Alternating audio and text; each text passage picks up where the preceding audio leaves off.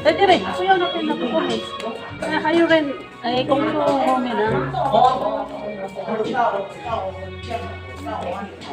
Iihi na naman siya, guys. Ito yung aking laging tinuturunan kapag iihi. Dahil, minsan eh, hindi pa nakarating sa banyo, naiihi na.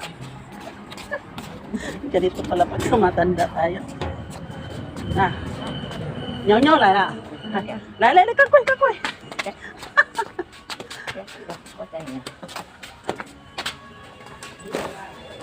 Oh.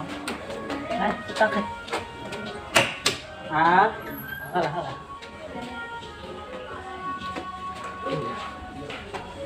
So guys, ito na nga. Kararating ko lang dito. Ayan. Meron na agad akong inaalalayan na matanda kasi mahina na siya. Medyo kailangan talaga siyang alalayan. Dahil pag hindi mo siya alalayan, ang bagal niyang lumakad, maiihi na siya sa lawal niya. So anong gagawin natin, guys? No? Eh, tayo na may mga Pilipino ay tayo? Matulungin naman talaga tayo, no?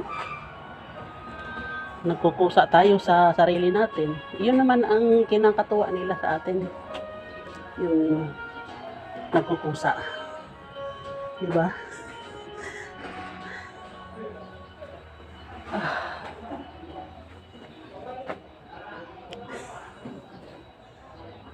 Ako nga guys, sa totoo lang, no?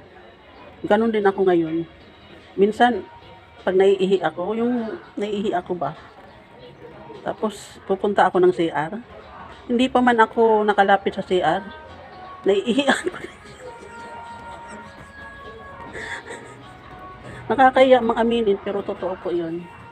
Siguro dahil panay ang ihi ko dito dahil malamig nga. At saka, yun nga, syempre, may edad na tayo, malapit na tayong mag-senior citizen.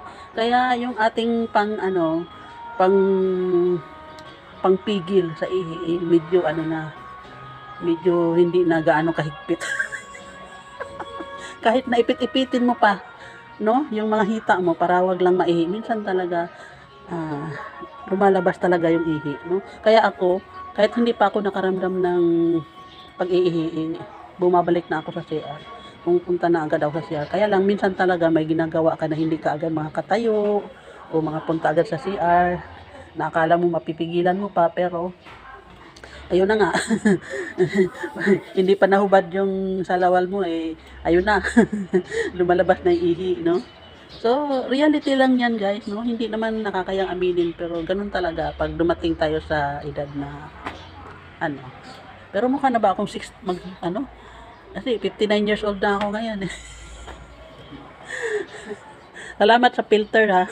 Pinaganda mo ako. Pero guys, sa totoo lang, kahit sa personal, hindi naman gaanong yung mukha ko. Hindi pa naman gaanong yung mukha ko. Nyaw.